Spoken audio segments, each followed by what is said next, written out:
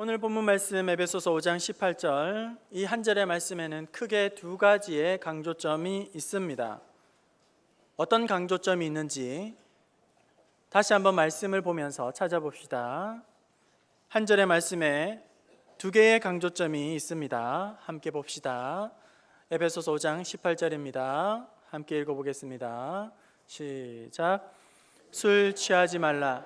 이는 방탕한 것이니 오직 성령으로 충만함을 받으라. 두 가지 강조점, 앞의 내용은 술 취하지 말라 하는, 하지 말라는 금지의 강조점이 있고, 또 뒤에는 오직 성령으로 충만함을 받으라 하는 하라라는 명령으로 이렇게 두 가지 강조점이 있어 보입니다. 하지만 여러분, 결론적으로 말씀드린다면 이것은, 결론적인 강조점은 성령 충만함을 받으라 하는 것이에요.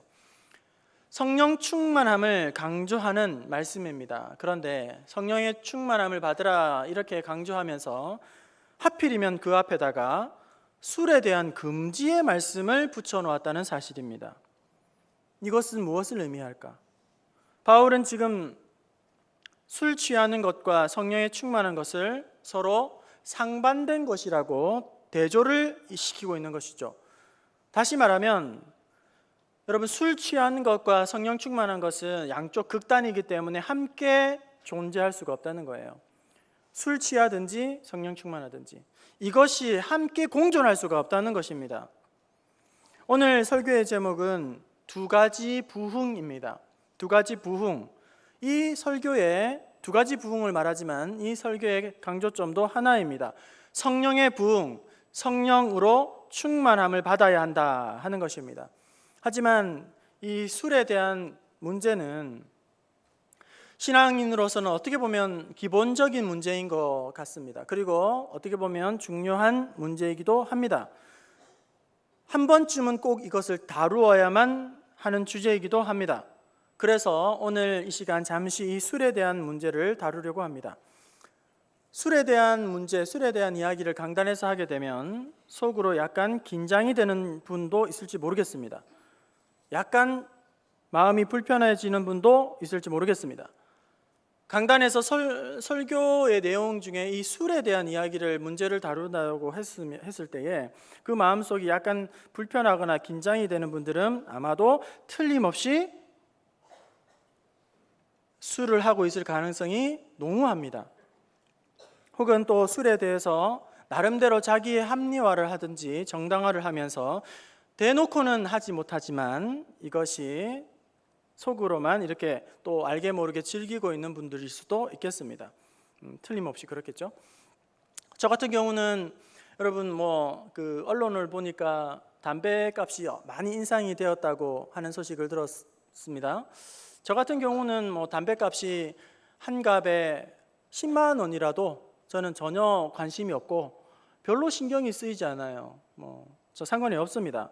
또 최근에 음주운전이 대단히 단속이 강화되었고 처벌이 강화되었고, 전날 음주를 하고 그 다음날 아침에 핸들을 잡게 되면 여지없이 이제 상당히 큰 처벌을 받는 것으로 그렇게 언론에 나오고 있습니다만, 저 같은 경우는 음주운전 단속하시는 우리 경찰 분들을 만나면 아주 기분 좋게 세게 훅 불어주고 수고하십시오 하고는 저는 갑니다. 만나도 전혀 이상이 없거나 불편하거나 부담스럽거나 두렵거나 하는 마음이 전혀 없겠죠. 강단에서 이 술에 대한 이야기를 하게 됐을 때 약간 마음에 불편하다, 또 마음이 약간 긴장이 된다 하는 분들이 있을 텐데, 저는 이 문제가 설득을 하고 또 논리를 펼치면서 해결되는 문제가 아니라는 것을 잘 알고 있습니다. 아무리 잘 설득을 하고 아무리 논리를 잘 펼치고 건강의 이야기, 범죄의 이야기, 또 여러 가지 설득력 있게 술을 하지 말아야 할 10가지 이유를 논리정연하게 논문을 언급하면서 한다 할지라도 결코 바뀌지 않는다는 것을 저는 알고 있습니다. 그래서 오늘 본문 말씀에 에베소서 5장 18절을 분명한 전제가 있는 것이죠. 술 취하지 말라. 이것은 방탕한 것이니 오직 성령의 충만함을 받으라. 논리로 설득으로 이 문제가 해결되는 것이 아니라 성령의 충만함을 받으면 이 문제는 자연스럽게 해결이 되고 자연스럽게 저절로 처리가 되는 문제라는 것이죠. 오늘 이 시간에 제 입에서 나오는 그 어떤 논리와 그 어떤 설득과 그 어떤 정보의 전달과 그 어떤 이론도 이론이 아니라 성령 하나님께서 우리 각 사람에게 강력하게 임재하셔서 이 끊어지지 않던 문제들이 자연스럽게 처리되어지고 새로워지고 또 완전히 깨닫는 은혜가 있기를 축원합니다. 앞서서 말씀드렸지만 이 술에 대한 문제는 신앙생활을 함에 있어서 어떻게 보면 가장 기본적인 문제이기도 하고 어쩌면 참 중요한 문제이기도 하기 때문에 한 번쯤은 꼭 다뤄야 하는 내용입니다. 이 시간 그래서 잠깐 그 내용들을 짚고 넘어가려고 합니다. 어떤 분들은 이렇게 말씀합니다. 샴페인도 술이냐? 맥주는 술이 아니다. 음료이지. 서양 교회는 이미 교회를 다녀도 다 술 마시고 있지 않느냐? 이렇게 말씀을 하시는 분도 있어요. 또 어떤 분들은 예수님 당시에도 포도주를 먹었지 않느냐? 포도주와 와인 정도는 괜찮다. 그리고 한 잔 정도 뭐 조금은 몸에 좋고 또 건강에도 좋다고 말을 하고 있지 않느냐? 뭐 이런 이야기를 하시는 분들이 있습니다. 그런데 여러분 어쩌죠? 저는 이 모든 말들이 하나로 들립니다. 나 마시고 싶어. 나 마시고 싶어. 나 이거 포기할 수 없어. 이 이야기로 다 저는 들린단 말이죠. 또 어떤 분들은 오늘 성경 말씀을 이렇게 인용을 합니다. 술 먹지 말라는 말이 어디 있느냐? 술 취하지 말라고 했지. 술 취하지 말라고 했는데 먹으면 좀 어때? 이렇게 말을 하시는 분들이 있어요. 뭐가 문제냐? 저는 이렇게 질문하는 분들 두 종류입니다. 첫 번째는 정말 궁금해서 이게 무슨 말씀인지 궁금해서 술 취하지 말라고 돼 있지 술 먹지 말라고 돼 있습니까? 이렇게 물어보는 사람 첫 번째. 또 한 부류는 이런 것이죠. 나 그거 하고 싶어. 나 먹고 싶어. 나 포기할 수 없어. 그런 의도가 깔려 있는 거예요. 그런 의도를 깔아놓고는 술 취하지 말라는 말이 있지 술 먹지 말라는 말이 어디 있습니까? 이렇게 묻는 거죠. 저는 그런 질문을 하는 분들에게 이렇게 되묻고 싶습니다. 그렇다면 만약에 취하지 않는 술이 있다면 그 술 여러분 그 술만 마시겠습니까? 취하지 않는 술이 개발되었어요. 성경에는 술 취하지 말라고 돼 있잖아요. 그러니까 취하지 않는 술이 개발이 되면 그것만 마시겠냐 이 말이죠. 여러분 술을 마시는 이유는 취하기 위해서 마시는 거죠. 취하지 않는 술은 술이 아니라는 거예요. 술에 취기에서 오는 약간의 그런 즐거움이 좋아서 그걸 마시는 것이죠. 여러분 술의 본질은 취하는 겁니다. 취하지 않는 술은 더 이상 술이 아닌 거예요. 취하지 않는 술은 술이 아니죠. 술 취하지 말라고 되어 있지 어디 술 먹지 말라고 되어 있습니까? 이렇게 말씀하시는 분들은 많고 많은 성경의 구절 중에 딱 그 구절만 뽑아내가지고 자기가 그렇게 인용을 하려고 하는데 여러분 성경에는 그런 말씀만 있는 게 아니고요. 너의 몸은 거룩한 성전이라고 말씀을 하고 있습니다. 그리고 내가 거룩하니 너희도 거룩하라고 순결하라고 정결하라고 그렇게 말씀하고 있습니다. 이 많은 성경의 교훈들은 다 무시한 채 이미 그 마음의 의도가 나 마시고 싶어 그런 나 포기할 수 없어 그런 생각을 가지고 술 취하지 말라고 말씀하고 있지 어디 먹지 말라고 했느냐 이렇게 그 말씀 한 구절을 가지고 온다는 것이죠. 그리고 우리 하나님께서는 우리 각자에게 여러분 신앙의 양심이라는 것을 담아 놓으셨어요. 성경의 모든 사안마다 옳고 그름을 분리시켜서 기록해 놓을 수 없기 때문에 우리 하나님은 누가 가르쳐주지 않아도 스스로 감지할 수 있는 영적인 센서를 이 안에 담아 놓았단 말이에요. 신앙생활하는 모든 사람들에게. 그래서 이런 센서들이 어떤 상황이 되면 작동을 하게 되는데 여러분 그걸 여러분들이 뭔가를 하면서 그것이 마음에 찜찜하다 마음에 좀 불편함이 있다 그러면 대부분 안 하는 게 맞아요. 안 하는 게 좋아요. 그것은 우리가 지식적으로 학문적으로 배워서 하는 것이 아니라 이미 하나님께서 우리 안에 영적인 신앙의 양심이라는 센서를 달아놓았기 때문에 그걸 굳이 배우지 않아도 우리가 느끼는 거예요. 이거 하니까 좀 불편해 찜찜하다 찜찜하다 이거 이렇게 느끼는 거예요. 그럼 대부분 그것은 안 좋은 거라는 거예요. 하지 말라는 거예요. 하지 않는 게 좋다는 거예요. 제가 앞서 말씀을 드렸습니다만 이 문제가 처리되기 위해서는 논리나 설득이 해결이 되는 것이 아니에요. 여러분 단 한 가지만 여러분이 선명한 가치 기준을 세우시면 됩니다. 성령 충만과 술은 반대라는 거예요. 이것이 결코 같이 갈 수 없다는 사실이에요. 성령 충만한 삶과 이 술 취함은, 거룩한 신앙과 술 취함은 함께 이것이 공존할 수 자체가 없는 거예요. 마치 빛과 어두움이 한 자리에서 같이 동행할 수 없는 것처럼, 성령 충만하면 성령 충만한 것이고 술 취하는 것은 술 취하는 것이지 이것이 같이 갈 수는 없다는 것입니다. 오늘 본문 말씀에서도 에베소서 5장 18절 술 취하지 말라 이는 방탕한 것이니 오직 성령으로 충만함을 받으라. 두 가지 강조점이 있는 것처럼 보이지만 이것은 결국 하나의 결론에 도달하게 됩니다. 술 취하지 말라의 강조점이 있는 것이 아니라 결국은 성령의 충만함을 받으라는 거예요. 성령의 충만함을 받게 되면 저절로 이 문제는 처리되게 되어 있어요. 이 문제는 자동으로 해결될 수 있어. 오랫동안 인이 박히고 중독에 빠져 있다 할지라도 성령의 충만함을 힘입으면 이 문제는 자연스럽게 극복되어지는 문제라는 것입니다. 이제 본론적으로 오늘 이 시대에는 두 가지의 부흥이 나타나고 있습니다. 여러분, 우리가 살아가고 있는 이 시대는 두 가지의 부흥으로 이렇게 양상을 띠게 됩니다. 성경은 말합니다. 말세에 두 가지 부흥이 나타날 것이다. 하나의 부흥은 죄악의 부흥이 나타날 것이다. 죄악이 관영하는 시대가 나타날 것이다. 악한 무리들이 일어날 것이다. 또 한 가지 성령의 부흥의 역사가 일어나게 될 것이다. 이렇게 말씀합니다. 디모데후서 3장 1절에서 6절에 보면 너는 이것을 알라. 말세에 고통하는 때가 이르러 사람들이, 말세에는 어떻게 하냐면 자기를 사랑하고 돈을 사랑하고 교만하여지고 감사하지 아니하고 거룩하지 아니하며 절제하지 아니하고 사나우며 선한 것을 좋아하지 아니하며 조급해하며 또 자만하며 쾌락을 사랑하기를 하나님보다 더 사랑하게. 말세에 이런 일들이 나타나고 있는 것이죠. 가정도 개인도 그리고 지역도 나라도 온통 자기를 자랑하고 자기의 욕심을 차리고 자기 아니면 자기만 살면 그만인 그런 시대를 살아가고 있습니다. 반면에 또 한 가지 부흥은 요엘서 2장 28절에 나타나는 이후에 내가 내 영을 만민에게 부어주리니 너희 자녀들은 장래일을 말할 것이요 청년들은 늙은이는 꿈을 꿀 것이고 젊은이는 환상을 보게 될 것이고 그때에 내가 또 내 영을 남종과 여종에게 물 붓듯이 부어주리라. 이렇게 말씀합니다. 여러분, 점점 세상은 성경의 예언대로 두 가지의 부흥의 양상으로 나타나게 될 것입니다. 두 양쪽 극단으로 치닫게 될 것입니다. 죄악이 관영하는 충만한 그런 세대, 여러분 굳이 설명을 할 필요가 없을 거예요.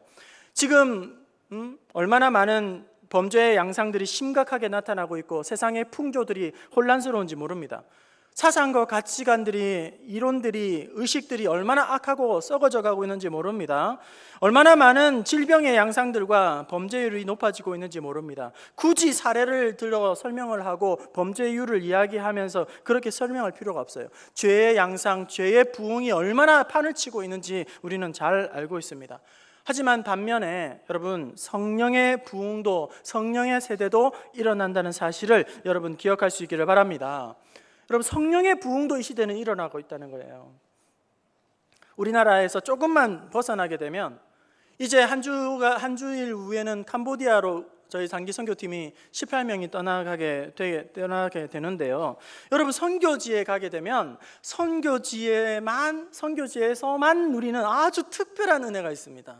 선교지에서 주시는 아주 꿀맛 같은 하나님의 은혜가 있어요. 은혜가 있습니다. 그것은 뭐냐면, 내가 너무 우물한 개구리로 신앙생활을 했구나. 내가 너무 이렇게 좁은 신앙의 관점에 사로잡혀 있었구나. 내가 너무 성령의 바람을 타고 성령의 뜨거운 은혜를 경험해야 되는데 내가 너무 얄팍한 신앙생활을 하고 있구나. 이런 것을 깨닫게 된다는 거예요. 여러분, 아직도 성경이 전해지지 않는 나라, 전할 수 없는 나라, 이란을 비롯한 핍박하는 10위 안에 있는 그런 나라, 선교사님을 추방하고 박해하는 그런 나라, 여러분, 그런 나라는 아직도 성경을 전할 수 없기 때문에 하나님께서 어떻게 역사하시냐면 꿈을 통해서, 환상을 통해서 사람을 만나게 하시고 기가 막히게 하나님이 역사하시는데, 한국 교회의 초대에 일어났던 그런 부흥의 역사들이 지금도 그런 선교 현장에서는 일어나게 된다는 거예요. 단기 선교, 이제 캄보디아를 다녀오는 사람들이 한번 다녀오게 되면 한번 그 유심히 한번 살펴보세요. 몸은 완전히 진이 빠져서 녹초가 되어서 돌아오지만 눈빛이 다릅니다. 표정이 다릅니다. 주신 은혜, 하나님의 역사하심, 입을 닫을 수 없을 정도로 계속 하나님이 이렇게 역사하셨다, 우리와 함께 하셨다, 놀라운 하나님이시다, 우리는 정말 박물관에 하나님을 가두어 놓고 신앙생활을 하고 있었다, 우리 하나님은 너무나도 놀라운 하나님이시다, 입을 닫지를 못할 정도로 그렇게 선포하며 고백을 하게 된다는 것이죠. 여러분, 이와 같이 말세가 되면 될수록 악한 부흥, 죄악의 부흥에 극이 달하는 시대가 도래하게 되고, 그런가 하면 성령이 역사하시는 그런 부흥의 세대가 일어나게 되는데, 이사야 선지자는 이에 대해서 여호와의 영광이 나타나게 되고 모든 육체가 그것을 함께 보리라 이렇게 말씀합니다. 여러분, 오늘날에도 우리 청소년들이 얼마나 이 시대가 악한지 우리의 이전의 부모님의 세대와는 상상할 수도 없을 정도로 정말 힘든 죄악의 풍조 가운데에서 그렇게 우리 아이들이 지금 자라가고 있지 않습니까? 우리 청년들이 내몰리고 있지 않습니까? 하지만 그럼에도 불구하고 놀라운 일은 이 악한 세대 가운데서도 성령의 말씀처럼, 이 성경의 말씀처럼 오늘 이나 이 시대에도 하나님께서 아름답게 신앙생활을 하도록 이전의 부모 세대가 경험하지 못했던 놀라운 강력한 성령의 역사를 체험하고 있는 우리 청년 세대가, 그리고 청소년 세대가 일어나고 있다는 것입니다. 제가 이 시간 여러분들에게 이런 질문을 드리고 싶어요. 말세가 되면 될수록 두 가지 부흥의 양상이 나타나게 된다고 했습니다. 죄악이 부흥하는 세대가 나타나게 되고 또 성령이 역사하는 세대가 나타나고 있다고 말씀드렸습니다. 그렇다면 저는 여러분에게 이렇게 질문하고 싶습니다. 여러분은 이 두 양상 가운데에 어느 편에 지금 서 계십니까? 성령의 부흥에 서 있습니까? 아니면 죄악의 부흥의 편에 서 있습니까? 제가 이렇게 질문을 하면 여러분 한번 생각해 보세요. 여러분 뭐라고 대답하시겠어요? 제가 이렇게 개인적으로 다 물어보면 어떤 분들은 이렇게 대답을 하세요. 목사님, 저는 죄악의 부흥 쪽에 있는 것도 아닌 것 같고, 그렇다고 해서 성령의 부흥 쪽에 있는 것도 아니고 저는 중간 정도에 있는 것 같습니다. 이렇게 이야기를 해요. 죄악에 막 먹고 즐기고 막 타락하고 범죄하고 이런 것도 제가 하고 있지 않고요, 그렇다고 해서 막 성령으로 뜨겁게 충만하게 그렇게 신앙생활을 하고 있는 것도 아닌 것 같아요. 저는 가운데쯤 있는 것 같습니다. 이렇게 이야기를 합니다. 그런데 여러분, 성령의 충만한 죄악에 충만한 상태와 이 성령의 충만한 상태, 여러분 엄밀히 말하면 사실 이 중간 상태는 존재하지 않는다는 게 문제예요. 성령이 충만하면 성령이 충만한 것이고, 성령이 충만하지 않으면 바로 우리는 마귀의 종로를 탈 수밖에 없다는 것입니다. 여러분, 성경에는 이 성령의 충만함과 죄의 충만함이 중간지대가 없어요. 앞서 말씀드린 것처럼 빛과 어둠이 함께 공존할 수가 없습니다. 같이 한자리에서 존재할 수가 없는 것이에요. 성령의 충만과 죄악의 충만, 이 둘 중에 반드시 하나에 우리는 속해져 있어야 하게 하는 것이죠. 내가 성령이 충만하지 않으면 나는 마귀의 종로를 할 수밖에 없구나. 그래서 우리의 결론은 단 하나밖에 없습니다. 한번 여러분 따라서 하시겠습니다. 성령 충만이 아니면 답이 없습니다. 여러분, 성령 충만이 아니면 답이 없는 거예요. 성령 충만하지 못하면 우리는 마귀의 종로를 타면서 살아갈 수밖에 없는 존재입니다. 한 번 더 따라서 하겠습니다. 성령 충만 외에는 길이 없습니다. 그래서 우리가 찬양하지 않습니까? 주여 성령의 은사들을 오늘도 내려 주소서. 성령의 뜨거운 불길로서 오늘도 충만케 하소서. 여러분, 과거에 아무리 성령의 은혜를 뜨겁게 체험한다 할지라도 성령의 충만함이 없으면 오늘 우리는 결코 또 바로 서지 못하고 무너지고 깨지고 터지고 상할 수밖에 없다는 거예요. 잘 하다가도 우리가 실패합니다. 잘 하다가도 무너집니다. 잘 하다가도 우리는 실수합니다. 왜요? 성령이 충만한 동안에는 그렇게 우리가 질서 있는 삶을 살아가게 되고 정말 정결한 삶을 살아가게 되고 정직하고 순결하고 우리의 삶이 정말 행복한데, 그렇게 충만할 때는 우리의 삶이 잘 흘러가다가 우리가 충만하지 못하게 되면 막 넘어지고 실패하고 죄악을 또 범하게 된다는 것입니다. 여러분, 성령의 충만함이 답인 줄로 믿습니다. 성령 충만함을 여러분 사모할 수 있기를 바랍니다. 성령 충만에 대한 갈망을 가질 수 있기를 바랍니다. 성령의 충만함을 사모할 때에, 간구할 때에 하나님께서 우리에게 주실 줄로 믿습니다. 마태복음 7장 11절 그리고 누가복음 11장 13절 말씀 우리 함께 이제 보실 텐데, 여러분 이 말씀 두 개는 똑같은 말씀이에요. 병행 구절입니다.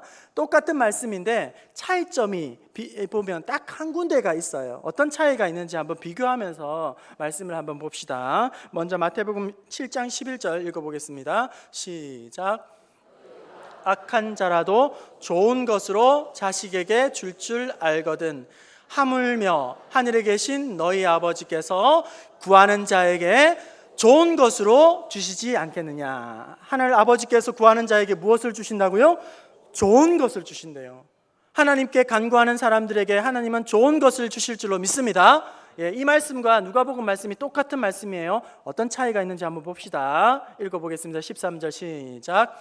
너희가 악할지라도 좋은 것을 자식에게 줄 알거든 하물며 너희 하늘 아버지께서 구하는 자에게 성령을 주시지 않겠느냐 하시니라. 구하는 자에게 무엇을 주신다? 성령을 주신다. 여러분 앞에 말씀에는 구하는 자에게 좋은 것을 주신대요. 그런데 그 좋은 것이 무엇입니까? 성령이라는 것입니다. 우리가 하나님 앞에 간구합니다. 우리 하나님은 우리에게 가장 좋은 것을 주시는 분이에요. 그 가장 좋은 것은 바로 성령을 주시는 거예요. 성령 받으면 우리가 이런저런 기도의 제목들이 하나씩 눈 놓듯이 사라지고 해결되어지게 되어 있는 거예요. 성령을 받으면 우리는 그 어떤 어려움들도 능히 감당하고 이겨내게 되는 것입니다. 그래서 성령이 가장 좋은 것을 우리에게 주신다는 거예요. 성령님을 주신다는 거예요. 구하는 자에게 성령을 주시지 않겠느냐. 이 부분은 더 많은 내용들이 있기 때문에 다음에 제가 다시 한번 말씀을 드릴 기회가 있겠습니다만, 여러분 보십시오. 예수님께서는 이미 자기를 따르고 있는 자들에게, 이미 자기를 믿고 있는 제자들에게 아버지께서 약속하신 성령을 기다리라고 말씀하셨어요. 이미 자기를 따르는 자들이에요. 이미 자기를 믿는 자들입니다. 그런 제자들에게 아버지의 성령을 기다리라고 말씀합니다. 그리고 오늘 약속한 대로 성령을 주셨어요. 그리고 사도 바울이 오늘 본문 말씀에서도 이미 구원받은 에베소 성도들에게 성령으로 충만함을 받으라 이렇게 말씀합니다. 여러분 우리가 예수를 믿으면 예수 믿는 즉시로 성령의 세례를 받게 됩니다. 그리고 구원을 받게 됩니다. 그런데 성령의 은혜로 예수 생명을 얻게 되면 그것으로 끝이 아니라 성령 세례를 받으면 단회적으로 끝나는 거예요. 그 다음에 우리가 예수 믿고 예수 신앙생활하게 되면 필요한 것이 이제는 성령의 세례가 아니라 성령의 충만함을 받는 거예요. 성령은 이미 받았어요. 하지만 이제 우리가 사모해야 할 것은 우리 안에 성령으로 가득 충만하게 되는 것을 사모해야 되는 것입니다. 그래서 에베소 교회 성도들에게 성령의 충만함을 받으라 이미 성도된 저들에게 말을 하고 있는 거죠. 제자들에게도 아버지 약속하신 성령을 받으라고 말씀하고 있는 것입니다.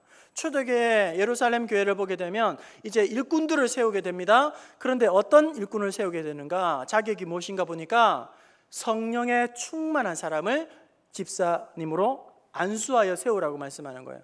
예수 안 믿는 사람을 일꾼으로 세우는 것이 아니라, 예수 믿는 사람들 중에 일꾼으로 세우는 것이 아니라, 예수 믿는 사람은 기본이고 그들 중에 성령 충만한 사람을 일꾼으로 세워야 교회가 든든하게 세워진다는 사실을 말씀해주고 있다는 거예요. 그래서 오늘 본문 말씀은 오직 성령으로 충만함을 받으라 이렇게 말씀하고 있습니다. 요한복음 20장 20절에도 22절에도 그들을 향하여 숨을 내쉬며 이르되 성령을 받으라 이렇게 말씀하고 있습니다. 얘들아, 성령을 받아야 해. 성령을 받으면 좋단다. 성령 받는 것이 좋겠어. 그렇게 권유하고 있는 말씀이 아니라는 거예요. 성령 받는 것이 필요한데 너희들이 필요에 따라서 취사 선택을 하렴, 이렇게 말씀을 주신 것이 아니라 성령을 받으라 이렇게 명령하고 계시다는 거예요.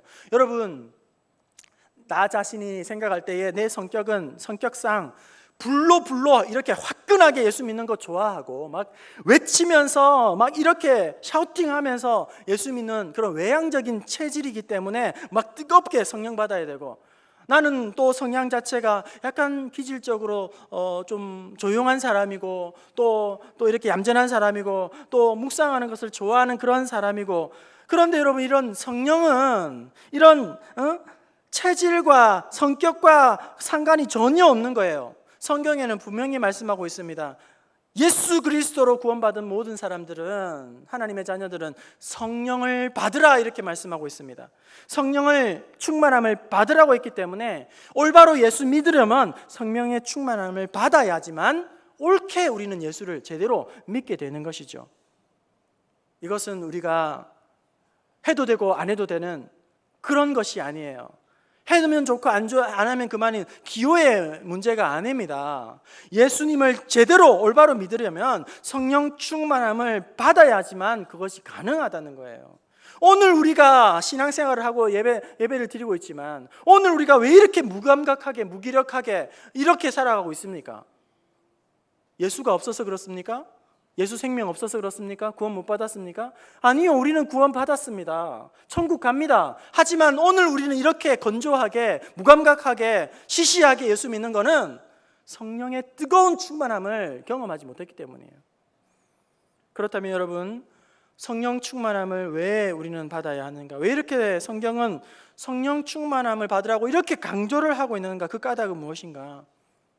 그것은 우리가 성령의 충만함을 받게 되면, 여러분 성령의 충만함은 곧 예수의 능력으로 충만해지기 때문이에요. 능력과 연결되기 때문입니다. 우리가 성령의 충만함을 받게 되면 우리는 능력을 받게 됩니다. 그래서 사도행전 1장 8절, 성령이 너에게 임하시면 너희가 권능을 받게 될 것이다. 권세와 능력을 받게 될 것이다.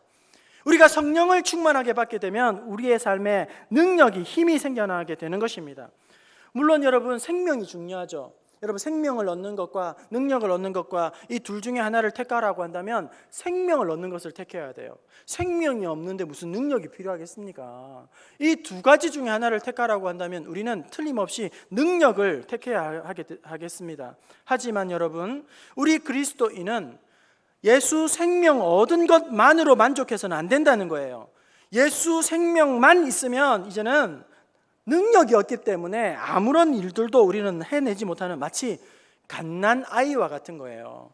갓난 아이들은 생명이 있습니다. 하지만 아무것도 혼자 할 수 있는 일이 없어요. 그냥 막 도움만 받아야 돼요. 할 수 있는 것이 없는 것이죠. 그리스도인으로서 능력 있는 삶을 살기 위해서는, 그리고 힘이 있는 삶을 살기 위해서는 우리는 반드시 성령의 충만함을 받아야 되는 것입니다. 그런데 안타깝게도 분명히 예수 생명은 있는데, 예수 생명은 틀림없이 있는데 능력이 없는 성도들이 많다는 사실입니다. 안타까운 사실이죠. 예수의 생명은 있어요. 하지만 예수의 능력은 없어요. 경건의 모양은 있어요. 하지만 경건의 능력은 없어요.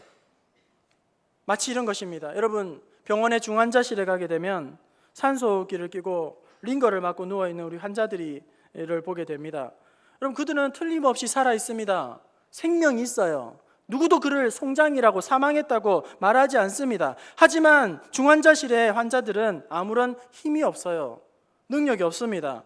그래서 숨을 쉬는 것조차도 자기의 힘으로 할 수 없기 때문에 산소호흡기를 그렇게 해서라도 도움을 받아서라도 생명을 연장시켜야 되는 거예요. 힘이 없기 때문에.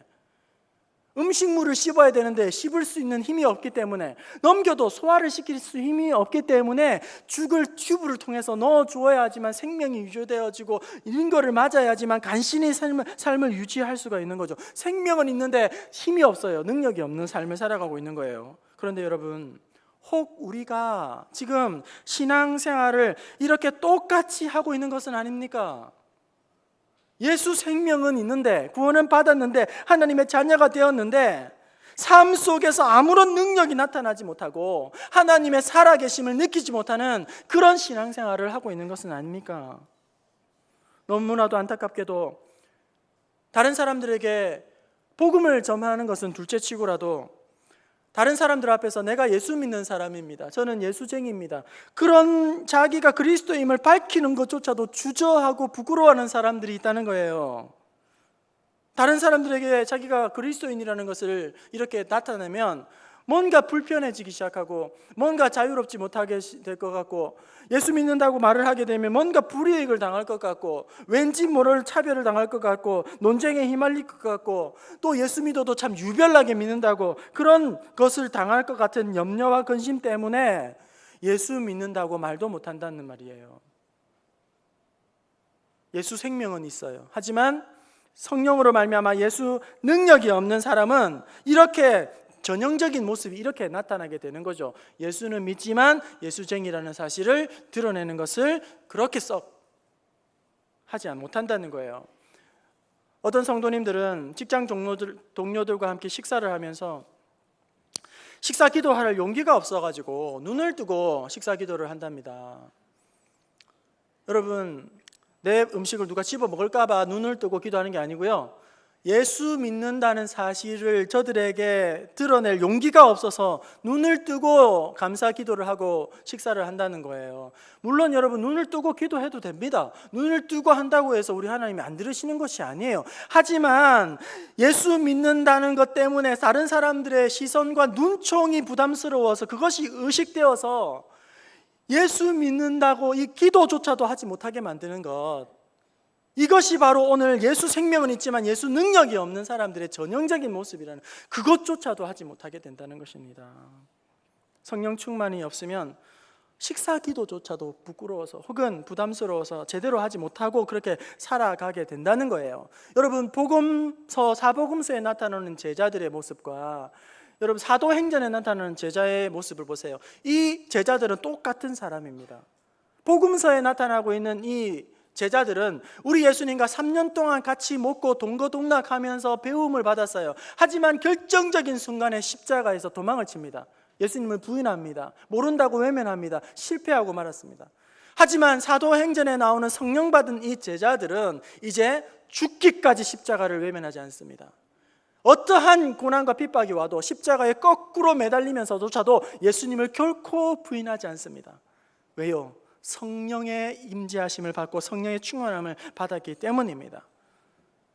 하나님은 우리가 예수 생명과 함께 예수의 능력도 소유하기를 기뻐하십니다.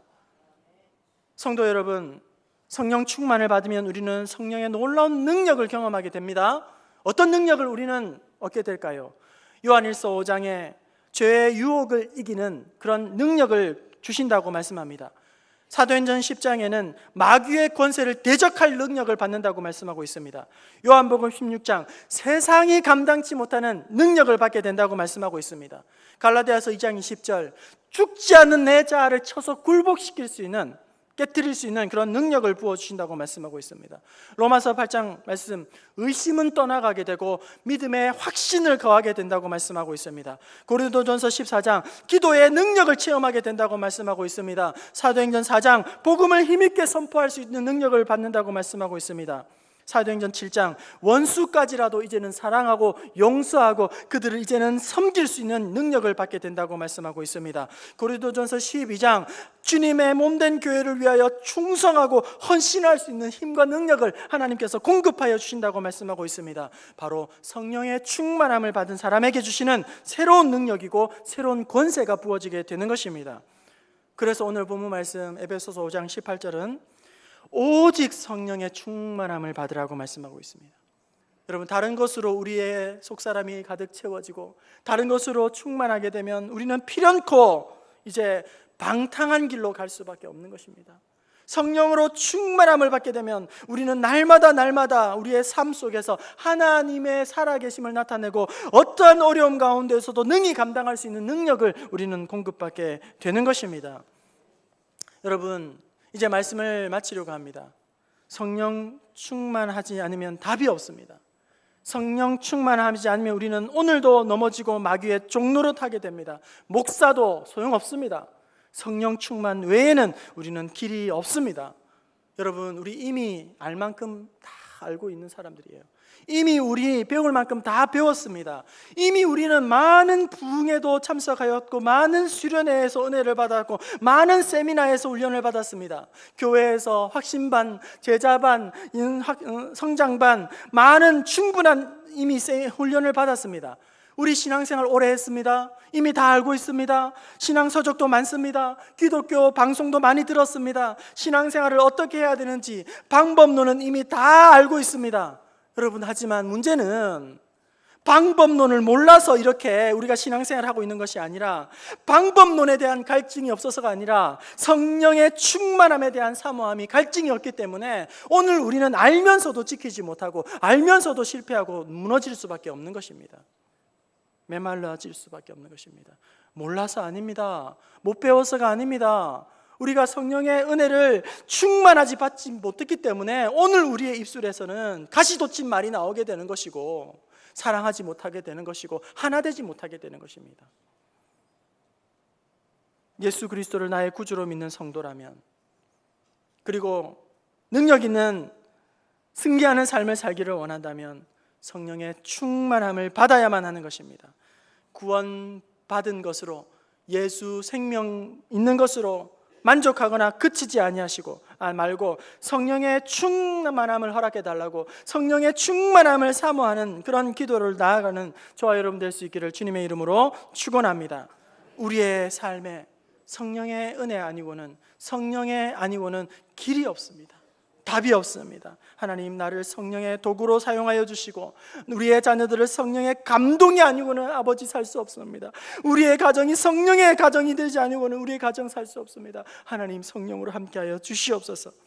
그런 마음의 소원을 가지고 성령의 충만함으로 날마다 서 있는 그 자리에서 하나님의 살아계심과 능력을 경험하고 간증거리가 넘쳐나는 저와 여러분 될 수 있기를 주님의 이름으로 축원합니다.